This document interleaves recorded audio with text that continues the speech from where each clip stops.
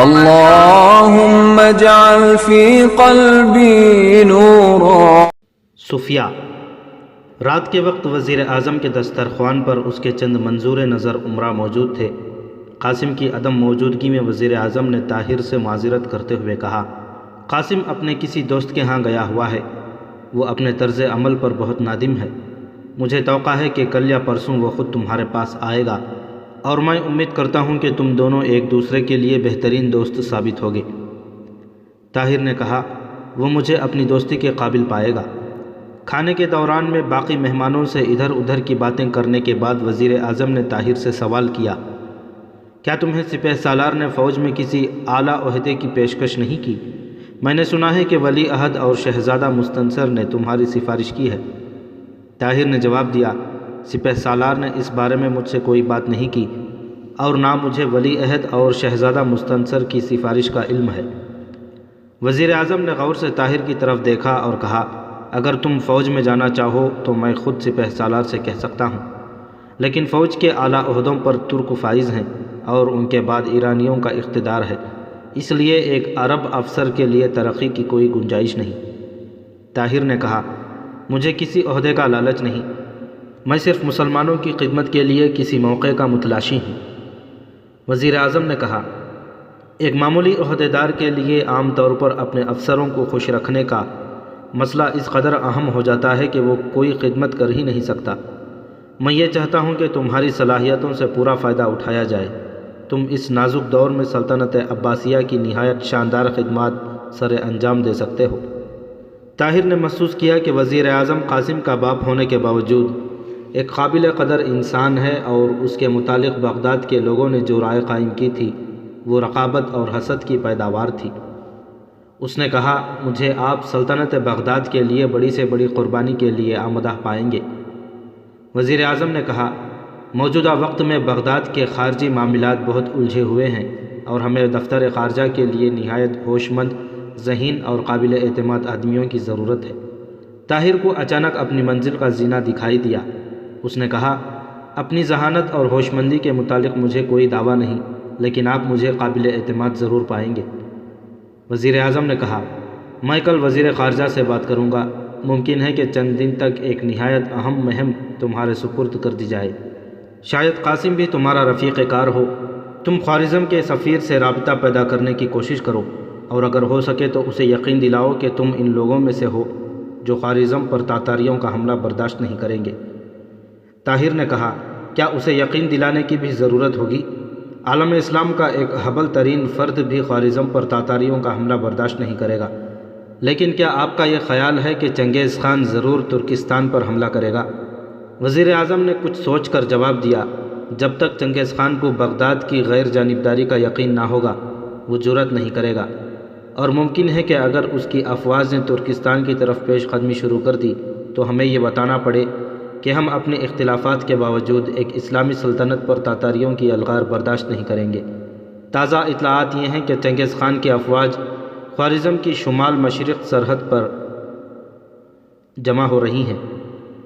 ممکن ہے ہمیں اسے یہ پیغام بھیجنا پڑے کہ اگر تم نے خوارزم پر حملہ کیا تو بغداد کی افواج خوارزم شاہ کی حمایت کے لیے میدان میں آ جائیں گی، لیکن خوارزم شاہ کے عمال کی یہ حالت ہے کہ وہ بغداد سے مملکت تاتار میں جانے والے تاجر کو بھی جاسوس سمجھ لیتے ہیں، اور ہمارے سفیر تک کی تلاشی لینے سے باز نہیں آتے، اور اب چند دن سے تو وہ بغداد کے کسی ایلچی کو بھی سرحد عبور کر کے چنگیز خان کی مملکت میں داخل ہونے کی اجازت نہیں دیتے۔ مجھے ڈر ہے کہ اگر یہی حالت رہی تو خوارزم کے ساتھ ہمارے تعلقات پہلے کی طرح کشیدہ ہو جائیں گے، اور ممکن ہے کہ ہم ضرورت کے وقت چنگیز خان کو تنبیہ نہ کر سکیں۔ اس لیے اگر ہم اس نازک وقت پر خوارزم کے سفیر کے ساتھ تمہارے جیسے نوجوان کی دوستی کا فائدہ اٹھا سکے تو اس میں خوارزم اور بغداد دونوں کی بھلائی ہوگی۔ اسے صلاح الدین ایوبی کی بدولت تمہارے ساتھ بے حد عقیدت ہو چکی ہے، اس لیے تم موقع سے فائدہ اٹھاؤ۔ آج تم نے اسے بہت متاثر کیا تھا، اور اس نے سب سے پہلے اٹھ کر تمہیں داد دی تھی۔ مجھے یقین ہے کہ تم سلطنت خوارزم کے متعلق اپنے نیک ارادے ظاہر کر کے اسے دوست بنانے میں کامیاب ہو جاؤ گے۔ طاہر نے جواب دیا، خوارزم کے متعلق نیک ارادوں کا اظہار میرے دل کی آرزو ہوگی، اور مجھے یقین ہے کہ میں اسے اپنے خلوص سے متاثر کر لوں گا، اور اگر آپ نے مجھے چنگیز خان کو تنبیہ کرنے کے لیے منتخب کیا ہے تو میں اسے اپنی خوشبختی سمجھتا ہوں۔ وزیر اعظم نے کہا، ابھی تک یہ فیصلہ نہیں ہوا کہ یہ مہم کس کے سپرد کی جائے گی، لیکن اگر تم نے خوارزم کے سفیر کا اعتماد حاصل کر لیا تو تمہاری کامیابی کے امکانات بہت روشن ہو جائیں گے، کیونکہ خوارزم کی گزرگاہیں ہمارے لیے بند ہونے کی صورت میں ہمارے ایلچی کو مشرق کے دشوار گزار پہاڑی علاقوں میں سے ایک لمبا چکر کاٹ کر وہاں جانا پڑے گا، اور یہ راستہ وحشی اور لٹیرے قبائل کی موجودگی میں اور بھی خطرناک ہے۔ کھانے سے فارغ ہو کر کچھ دیر اور باتیں کرنے کے بعد وزیر اعظم نے طاہر کو رخصت کرتے ہوئے کہا، مجھے امید ہے کہ میرے اور تمہارے درمیان جو باتیں ہوئی ہیں وہ دوسروں تک نہیں پہنچیں گی۔ طاہر نے کہا، اگر آپ مجھ سے یہ وعدہ نہ بھی لیتے تو بھی میں کسی کے ساتھ یہ باتیں نہ کرتا۔ بہرحال آپ کی تسلی کے لیے میں وعدہ کرتا ہوں، اور میرا وعدہ ایک سیاستدان کا وعدہ نہیں، ایک سپاہی کا وعدہ سمجھیے۔ وزیر اعظم کے اشارے سے اس کا محافظ طاہر کو محل سے باہر چھوڑنے کے لیے اس کے ساتھ ہو لیا۔ پہلا دروازہ گزرنے کے بعد باغ میں پاؤں رکھتے ہوئے طاہر نے کہا، اب آپ جائیے، مجھے راستہ معلوم ہے۔ محافظ نے مصافحہ کرتے ہوئے کہا، آپ کو گھر تک پہنچانے کے لیے محل کے دروازے پر بھگی موجود ہے۔ طاہر پھولوں کی کیاروں میں سے گزرتا ہوا سڑک پر آہستہ آہستہ چل رہا تھا۔ پھولوں کی مہک سے لبریز ہوا کے جھونکے اس کے دل و دماغ میں ایک تازگی اور سرور پیدا کر رہے تھے۔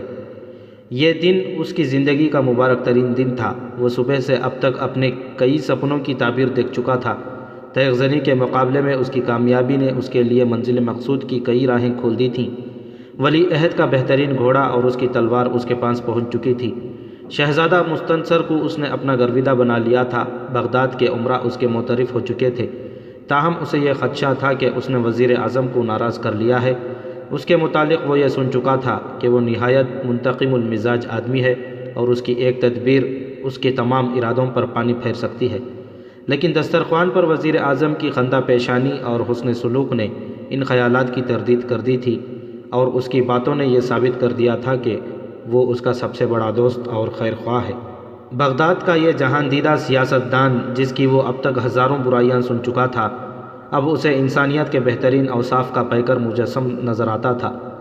طاہر کو قاسم کا خیال آیا، اور اس نے اپنے دل میں کہا، کاش میں اسے میدان میں اس قدر ذلیل نہ کرتا۔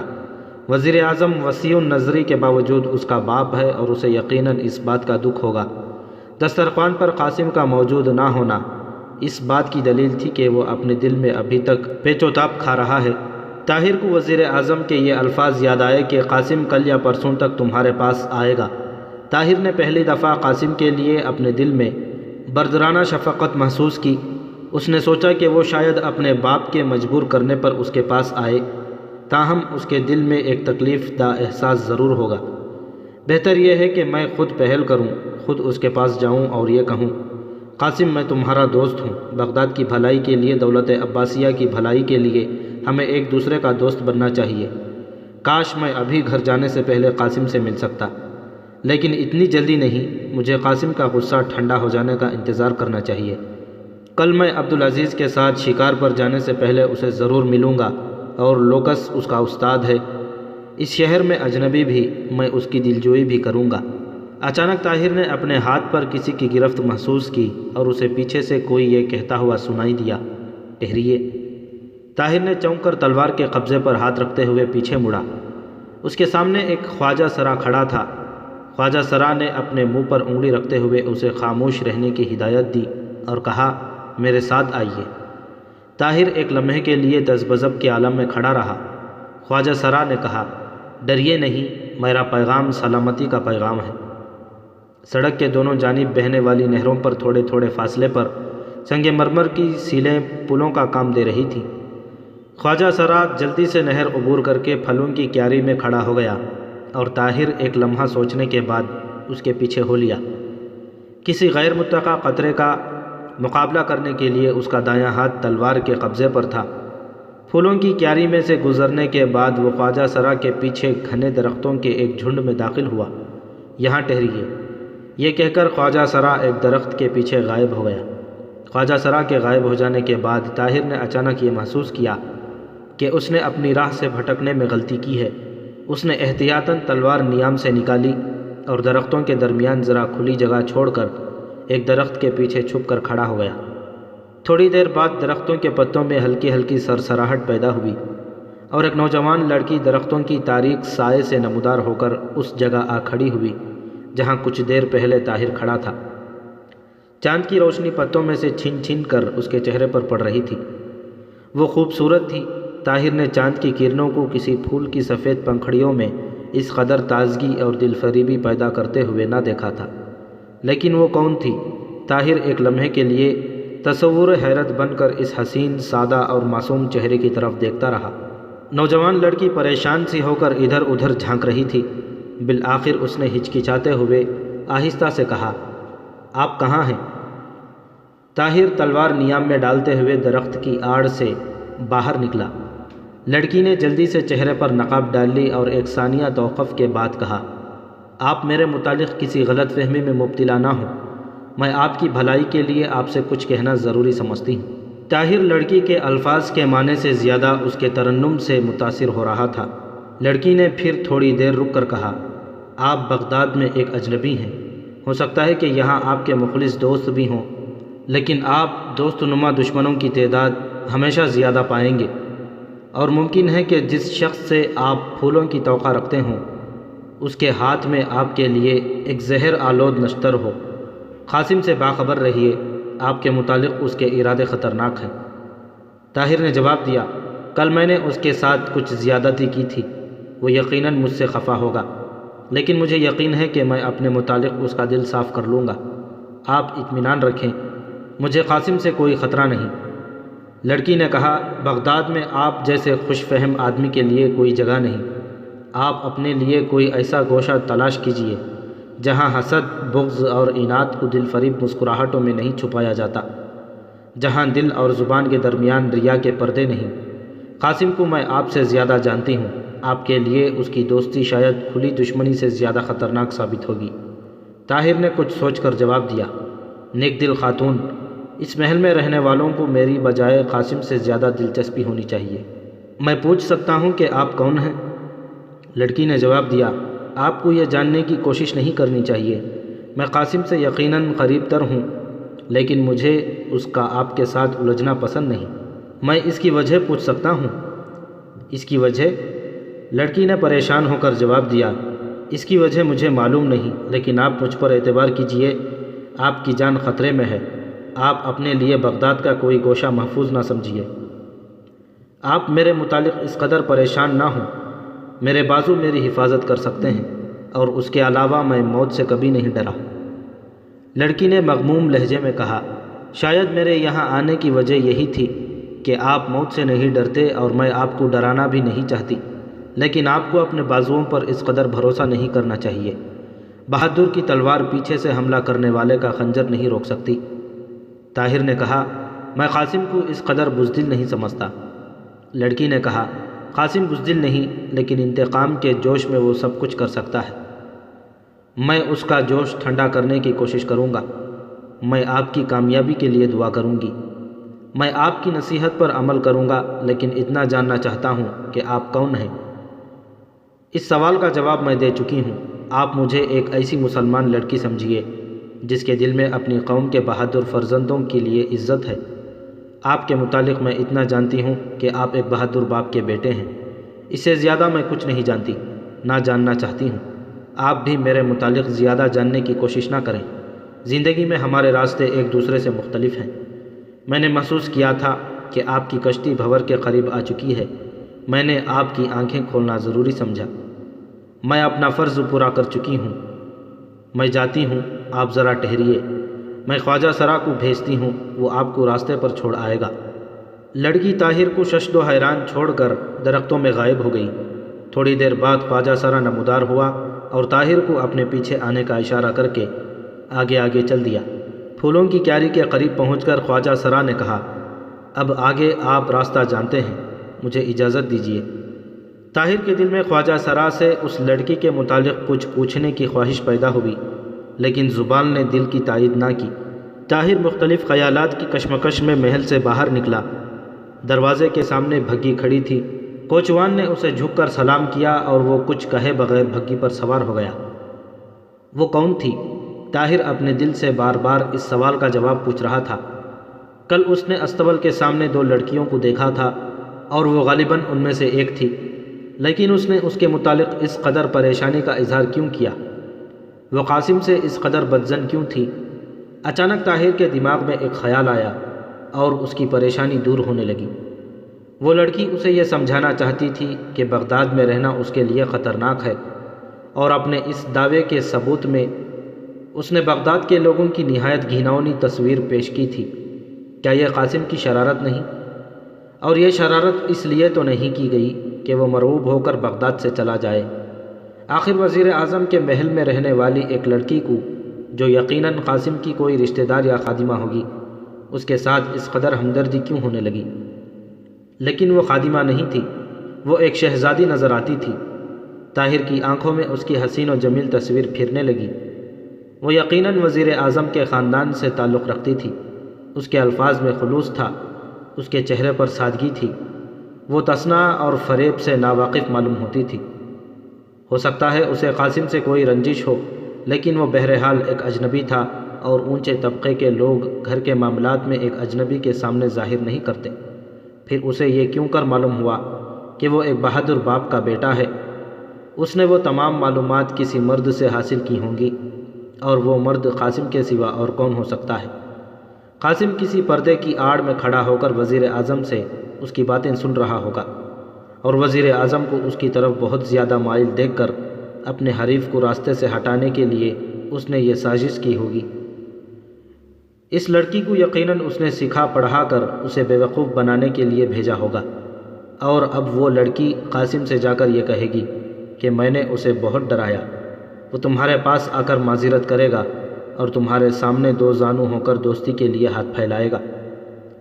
ان خیالات سے طاہر نے 2 نتائج اخذ کیے۔ ایک یہ کہ قاسم اپنے باپ کی ڈانٹ ڈپٹ کے بعد اپنے گزشتہ طرز عمل کی تلافی کے لیے تیار ہے، لیکن وہ یہ چاہتا ہے کہ دوستی کی تجدید کے لیے میں پہل کروں، اور اس مقصد کے لیے وہ اس کے دل میں ایک احساس مروبیت پیدا کرنا چاہتا ہے۔ دوسرا یہ ہے کہ اگر اس واقعے کے بعد اس نے پہل کی تو وہ یہ سمجھے گا کہ یہ اس لڑکی کی دھمکیوں کا اثر ہے، اس لیے بہتر ہے کہ وہ قاسم کا دروازہ کھٹکھٹانے کے بجائے اس کا انتظار کرے۔ اس لڑکی نے قاسم کو جس قدر خطرناک ثابت کرنے کی کوشش کی تھی، اسی قدر وہ اسے سادہ اور بے ضرر نظر آتا تھا۔ اپنے گھر پہنچ کر دل میں قاسم کے لیے وہی جذبات تھے جو ایک بڑا بھائی چھوٹے اور ضدی بھائی کے لیے محسوس کرتا ہے۔ نوجوان لڑکی کے متعلق اس کی رائے یہ تھی کہ وہ ان امیر زادیوں میں سے ایک ہے جن کی عمر تصنع اور بناوٹ میں گزر جاتی ہے، جو جھوٹ کو سچ بنانا ایک کمال سمجھتی ہیں۔ لیکن رات کو سونے سے پہلے جب وہ اپنے بستر پر لیٹا ہوا ان تمام واقعات پر غور کر رہا تھا، اس نے اپنے دل میں سوال کیا، کیا وہ سادہ اور معصوم لڑکی اس قدر جھوٹ بول سکتی ہے؟ اس سوال کا جواب سوچتے ہوئے وہ اس ذہنی کیفیت سے دوچار ہو رہا تھا جس میں دل اور دماغ کی مختلف آوازیں انسان کو کسی فیصلے پر نہیں پہنچنے دیتی۔ اگلے دن صبح سے لے کر دوپہر تک قاسم گھر سے غائب رہا، اور صفیہ پریشانی کی حالت میں تھوڑے تھوڑے وقفے کے بعد محل کے خادموں سے اس کے متعلق پوچھتی رہی۔ دوپہر کے وقت اسے معلوم ہوا کہ قاسم آ گیا ہے اور اپنے 15 دوستوں کے ساتھ محل کے مشرقی کونے میں بیٹھا ہوا ہے۔ محل کے اس کونے کے برآمدے کا رخ دریا کی طرف تھا، اور سنگ مرمر کی سیڑھیاں برآمدے کی کرسی سے شروع ہو کر دریا تک جا پہنچتی تھیں۔ پانی کی سطح سے ذرا اوپر آخری سیڑھی پر کہیں کہیں لوہے کی میخیں لگی ہوئی تھیں، اور ان میخوں کے ساتھ چھوٹی چھوٹی خوبصورت کشتیاں بندھی ہوئی تھیں۔ اس سیڑھی پر کھڑے ہو کر اوپر کی طرف قیصر خلافت کے سپہ سالار اور دوسرے عہدیداروں کے محلات کے 2 حصے جو دریا کے کنارے تعمیر کیے گئے تھے دکھائی دیتے تھے، اور ہر محل کے سامنے کشتیوں کی ایک بڑی تعداد نظر آتی تھی۔ صفیہ قاسم کے ارادوں سے تھوڑی بہت واقفیت حاصل کر چکی تھی۔ اب جب اس نے یہ سنا کہ وہ اپنے 15-20 دوستوں کے ساتھ بیٹھا ہوا ہے، اس کی تشویش بڑھنے لگی۔ تھوڑی دیر سوچنے کے بعد وہ ایک مضبوط ارادہ لے کر محل کے مشرقی کونے کی طرف چل پڑی۔ اس کونے پر اوپر کی منزل کے کمروں میں کبھی کبھی صبح یا شام کے وقت خواتین آ کر بیٹھتیں اور دریائے دجلہ کے دلکش مناظر سے لطف اندوز ہوتی تھیں۔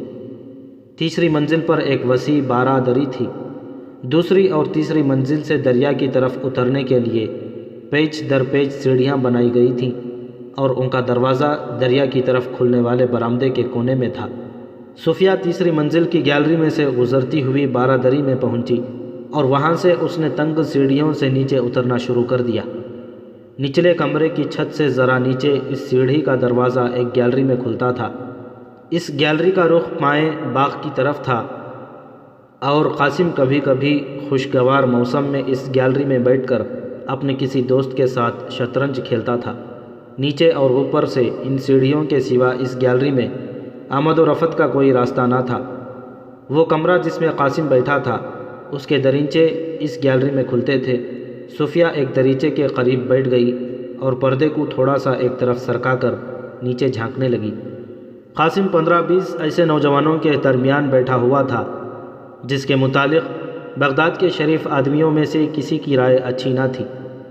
صوفیہ انہیں اکثر قاسم کے ساتھ دیکھ چکی تھی، ان میں سے لوکس بھی تھا، لیکن آج وہ خلاف عادت بہت سنجیدہ نظر آتا تھا۔ قاسم نے کہا، بدنامی کے داغ خون سے دھوئے جاتے ہیں۔ اس نے مجھے دھوکہ دیا۔ شروع میں اس نے یہ ظاہر کیا کہ وہ وار کرنا جانتا ہی نہیں، اور میں صرف اس خیال سے کہ یہ کھیل جلد ختم نہ ہو جائے نہایت بے پرواہی سے اس پر حملہ کرتا رہا۔ اگر مجھے یہ معلوم ہوتا کہ میرے بازو شل ہو جانے کے بعد وہ اس قدر تیزی سے حملہ کرے گا تو میں شروع میں ہی یہ کھیل ختم کر ڈالتا۔ اور لوکس کے ساتھ بھی اس نے دھوکہ کیا۔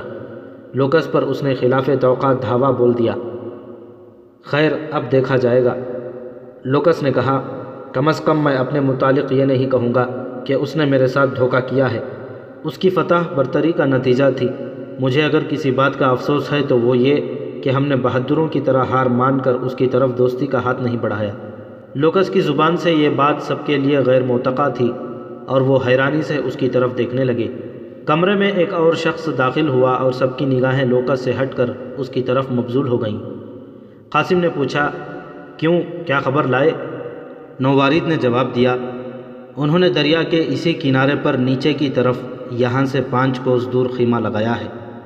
اس وقت وہ شکار کھیل رہے ہیں اور رات کے وقت، قاسم نے اس کا فقرہ پورا کرتے ہوئے کہا، رات کے وقت گدھے کی نیند سو رہے ہوں گے۔ اسی کنارے پر اوپر کی طرف یا نیچے؟ نیچے جنگل کے قریب۔ وہ کتنے ہیں؟ کل 8۔ اور کون کون ہیں؟ عبدالعزیز، عبدالملک، مبارک اور افضل۔ باقی فوجی افسر ہیں، ان کے نام میں نہیں جانتا۔ ہاں، شاید ایک طاہر کا نوکر ہے۔ قاسم نے پوچھا، تمہارے خیال میں ہم گھوڑوں پر جائیں یا کشتیوں میں جانا بہتر رہے گا؟ اس نے جواب دیا، گھوڑوں پر جانے سے یہ بات راز نہیں رہ سکے گی۔ ہم کشتیوں پر راتوں رات واپس آ سکتے ہیں۔ لوکس کی طرف متوجہ ہوا، اگر آپ کو ہمارا ساتھ دینا پسند نہ ہو تو آپ یہاں رہ سکتے ہیں۔ میرے خیال میں ایک آدمی سے کوئی خاص کمی نہیں ہوگی۔ لوکس نے جواب دیا، میں ان لوگوں میں سے نہیں جو غلط اور خطرناک راستوں پر دوستوں کا ساتھ چھوڑ جاتے ہیں۔ میں آپ کے ساتھ ہوں، لیکن یہ ضرور کہوں گا کہ آپ جو کچھ کرنا چاہتے ہیں وہ بہادروں کی روایات کے خلاف ہیں۔ کم از کم سوئے ہوئے دشمن پر حملہ کرنے کے لیے میری تلوار بے نیام نہ ہوگی۔ قاسم نے ہنستے ہوئے کہا، تمہارا خیال ہے کہ ہم 18 ان 8 سوئے ہوئے آدمیوں کو قتل کرنے کے ارادے سے جا رہے ہیں؟ نہیں، ہم انہیں جگا کر منہ ہاتھ دھونے اور اچھی طرح مسلح ہو کر سامنے آنے کا موقع دیں گے۔ اس کے بعد اگر وہ بھاگ جائیں تو میری یہ خواہش نہیں کہ ہم خواہ مخواہ ان کے خون سے ہاتھ رنگیں۔ میں انہیں مارنا نہیں چاہتا، بھگانا چاہتا ہوں۔ اپنے ساتھ زیادہ آدمی لے جانے سے میرا مقصد صرف یہی ہے کہ وہ مرعوب ہو کر بھاگ جائیں۔ لوکس نے کہا، اگر وہ مقابلہ کرنے پر اتر آئیں تو؟ قاسم نے جواب دیا، تو ان کے ساتھ وہی سلوک ہوگا جو اپنا مرتبہ نہ پہچاننے والے لوگوں کے ساتھ ہونا چاہیے۔ آپ ابھی مجھ سے شکایت کر رہے تھے کہ عبدالعزیز آپ کو جھنجھوڑ کر کرسی پر بٹھا رہا تھا۔ اگر آپ کو اپنی عزت کا پاس نہیں تو مجھے اس کا پاس ضرور ہے۔ طاہر کے ایک دوست کی طرف سے یہ فقط تمہید تھی۔ اگر ہم نے اس کی آنکھیں کھولنے کے لیے کچھ نہ کیا تو بغداد کا ہر فاتح مست ہو کر ہمارے سر پر چڑھ جائے گا۔ لیکن آپ کے ابا جان کو اگر ہمارے ارادے معلوم ہو جائیں تو شاید وہ اپنی مصلحتوں کے پیش نظر منع کریں۔ لیکن مجھے یقین ہے کہ جب میں ان کے سامنے اپنی مہم کی کامیابی کا ذکر کروں گا تو وہ آپ سب کو اپنے دسترخوان پر بلائیں گے۔ لوکس نے قدر مغموم لہجے میں کہا، تو میں آپ کے ساتھ ہوں۔ قاسم نے اپنے تمام دوستوں کو مخاطب کرتے ہوئے کہا، یاد رکھیے طاہر کا ہر صورت میں بغداد سے کوچ کرنا ہمارے لیے بہتر ہے۔ وہ سپہ سالار کے محل اور قیصر خلافت تک رسائی حاصل کر چکا ہے، اور اگر وہ کسی بڑے منصب پر پہنچ گیا تو ہر میدان میں اپنے دوستوں کو آگے کرے گا اور ہم سب کے لیے ترقی کی راہیں مسدود ہو جائیں گی۔ صفیہ جو کچھ جاننا چاہتی تھی وہ اسے معلوم ہو چکا تھا۔ وہ اٹھی اور دبے پاؤں گیلری سے گزر کر سیڑھیوں پر چڑھنے لگی۔ اس کے ذہن میں بار بار یہ الفاظ گھوم رہے تھے، دریا کے اسی کنارے پر، یہاں سے کوئی 5 کوس دور نیچے کی طرف۔ اس کے دل کی دھڑکن کبھی سست اور کبھی تیز ہو رہی تھی۔ خیالات کے ایک ہیجان کے ماتحت وہ کبھی چلتے چلتے رک جاتی اور کبھی تیزی سے قدم اٹھانے لگتی۔ وہ طاہر کو ایک بار پھر باخبر کرنا چاہتی تھی، اس کی جان بچانا چاہتی تھی، لیکن کیوں؟ کیا اس لیے کہ وہ محض ایک بہادر نوجوان تھا؟ کیا صرف اس لیے کہ وہ بغداد میں ایک اجنبی تھا، ایک اجنبی بدو؟ بدو بدو، اس نے چند بار یہ الفاظ دہرایا اور اس میں ایک مٹھاس، ایک لذت اور ایک کشش محسوس کرنے لگی۔ اس نے اپنے دل میں کہا، کاش میں بھی ایک بدو ہوتی اور کسی صحرا کی تند ہواؤں میں اس کے دامن کا سہارا لے سکتی۔ اسے سنگ مرمر کا یہ عالیشان محل ایک بدو کے خیمے کے مقابلے میں غیر مکمل نظر آ رہا تھا۔ وہ ان دلکش فضاؤں میں سانس لینا چاہتی تھی جہاں آزادی کے نخلستانوں میں محبت کے چشمے پھوٹتے تھے، جہاں مکر دریا نے انسانیت کا چہرہ ابھی تک مسخ نہیں کیا تھا۔ اس نے پھر اپنے دل میں کہا، صفیہ، صفیہ، اپنے دل کو فریب نہ دو، اس کی دنیا اور تمہاری دنیا میں ایک ناقابل عبور سمندر حائل ہے۔ وہ ایک عام آدمی ہے اور تم وزیر اعظم کی بھتیجی ہو۔ تم اس کی جان بچا سکو تو یہ ایک کار خیر ہے۔ اس سے زیادہ ایسے خواب نہ دیکھو جن کی کوئی تعبیر نہیں۔ وہ سکینہ کو تلاش کرتی ہوئی ایک کمرے میں پہنچی۔ سکینہ تکیے کے سہارے قالین پر بیٹھی ایک کتاب پڑھ رہی تھی۔ اس نے صفیہ کی طرف دیکھ کر پوچھا، صفیہ، تم کہاں گئی تھی؟ میں نے تمہیں بہت تلاش کیا، آؤ مجھے ان اشعار کا مطلب سمجھاؤ۔ صفیہ نے کہا، سکینہ، آج گھوڑے پر سیر کے لیے نہ چلو گی؟ سکینہ نے حیران ہو کر جواب دیا، اس وقت؟ صفیہ نے کہا، میرا مطلب ہے تھوڑی دیر کے بعد۔ سکینہ نے کتاب کی طرف دیکھتے ہوئے بے پرواہی سے کہا، شام کے وقت چلیں گے۔ صفیہ نے سکینہ کے قریب بیٹھتے ہوئے کہا، آج ہم میدان کے بجائے دریا کے کنارے چلیں گے۔ سکینہ نے جواب دیا، تمہارا مقصد یہ ہے کہ بغداد کے لوگ ہم سے اچھی طرح واقف ہو جائیں اور ابا جان ہمارا گھوڑوں پر سوار ہونا بند کر دیں۔ یاد ہے پچھلی دفعہ ہم دریائے دجلہ کے کنارے گئے تھے تو کس قدر ناراض ہوئے تھے۔